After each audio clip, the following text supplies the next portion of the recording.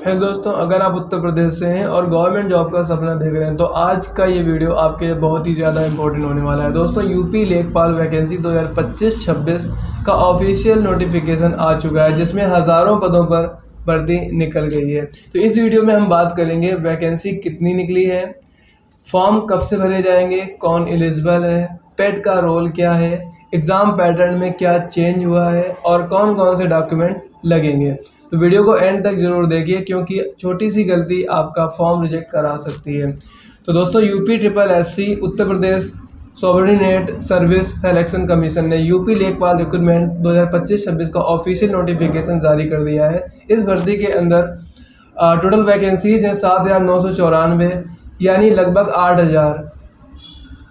ये भर्ती revenue departments के लिए है और इसमें रूरल और अर्बन दोनों एरियाज़ के कैंडिडेट अप्लाई कर सकते हैं। अगर मैं बात करूँ इंपॉर्टेंट डेट्स की, तो कौन कौन सी डेट इंपॉर्टेंट है, यानी कब से फॉर्म अप्लाई होना स्टार्ट होंगे, एंडिंग डेट क्या है और करेक्शन डेट क्या है। तो हम बात कर लेते हैं ऑनलाइन एप्लीकेशन स्टार्ट डेट की। तो 29 दिसंबर से ऑनलाइन एप्लीकेशन भरना स्टार्ट हो जाने हैं और इसकी अगर मैं लास्ट डेट की बात करूँ तो 28 जनवरी से फॉर्म भरना बंद हो जाएंगे। करेक्शन डेट, अगर आपके फॉर्म को भरने में कोई भी गलती हुई है, आय प्रमाण पत्र अपलोड करने में या फोटो लगाने में, कुछ भी कहीं पर भी कोई भी करेक्शन करना है, तो उसकी लास्ट डेट है 4 फरवरी 2026, यानी 4 फरवरी 2026 तक आप करेक्शन कर सकते हैं। मतलब अगर आपका फॉर्म भरते वक्त नेम, फोटो, कैटेगरी, क्वालिफिकेशन में कोई भी गलती हो गई है तो इसको करेक्शन का मौका आपको मिलेगा, लेकिन डेडलाइन मिस मत करिएगा। अब बात कर लेते हैं एलिजिबिलिटी की।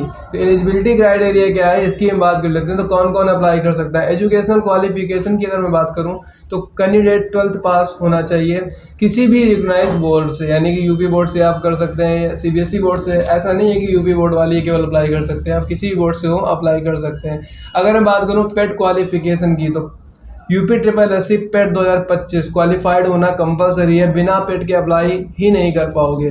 तो अगर आपके पास नहीं है पेट का सर्टिफिकेट तो आप अप्लाई नहीं कर पाएंगे। बहुत सारे स्टूडेंट्स ये गलती कर देते हैं कि बिना पेट के फॉर्म का वेट करते रहते हैं, ऐसे कैंडिडेट एलिजिबल नहीं होंगे। अब अगर हम बात करें एज लिमिट की, तो कम से कम एज लिमिट जो है वो 18 ईयर होनी चाहिए और मैक्सिमम एज लिमिट जो है वो 40 ईयर्स होनी चाहिए। कब से एज काउंट होगी उन सब चीज़ों के बारे में बताएंगे। तो मैं आपको बता दूं कि एज जो काउंट की जाएगी वो 1 जुलाई 2025 तक आपकी एज 18 साल होनी चाहिए और उसी बीच में आपकी एज 40 की अंदर होनी चाहिए, 40 होनी चाहिए, 40 से ऊपर नहीं होनी चाहिए। लेकिन एज में आपको आराम भी मिलेगी, आपकी कैटेगरी के हिसाब से आपको इसमें फ़ायदा पहुंचाया जाएगा। अब इसका सिलेक्शन का प्रोसेस क्या है उसकी बात कर लेते हैं। तो सिलेक्शन का प्रोसेस 3 स्टेप से सिलेक्शन का प्रोसेस स्टार्ट होगा। सबसे पहला स्टेप है पेट स्कोर के बेसिस पर शॉर्ट लिस्टेड, यानी कि पेट स्कोर, पेट में आपके जो मार्क्स आए उसके हिसाब से शॉर्ट लिस्टेड हो गया। फिर नंबर 2 पे मेन रिटन एग्जामिनेशन, जो आपका मेन रिटन एग्जामिनेशन होगा उसके आधार पर। नंबर 3 पे आपका डॉक्यूमेंट वेरिफिकेशन होगा।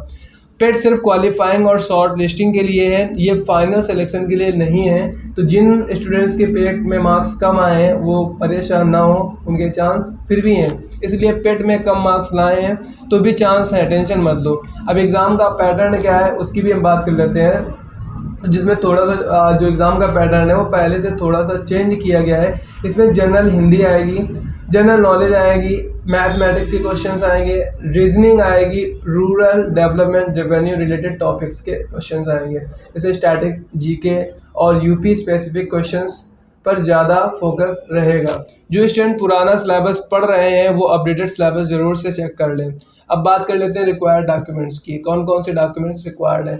10th और 12th के मार्कशीट चाहिए, पेट 2025 का स्कोर कार्ड, आधार कार्ड, कास्ट सर्टिफिकेट अगर एप्लीकेबल है तो, मतलब अगर आप जनरल कैटेगरी से बिलोंग करते हैं तो आपका कास्ट सर्टिफिकेट नहीं लगेगा, बट अगर आप ओबीसी, एससी या एसटी किसी से भी बिलोंग करते हैं तो आपको कास्ट सर्टिफिकेट देना होगा। डोमिसाइल सर्टिफिकेट, पासपोर्ट साइज की फ़ोटो और सिग्नेचर।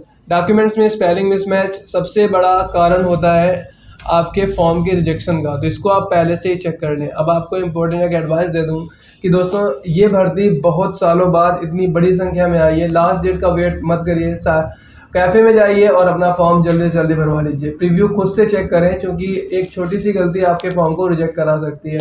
रूमर्स पर भरोसा मत करें, सिर्फ ऑफिशियल वेबसाइट पर जाकर चेक करें। अगर आप चाहते हैं form filling step by step, syllabus details में previous year questions analysis, cut off strategy videos, तो इस चैनल को सब्सक्राइब जरूर करें। वीडियो अच्छी लगी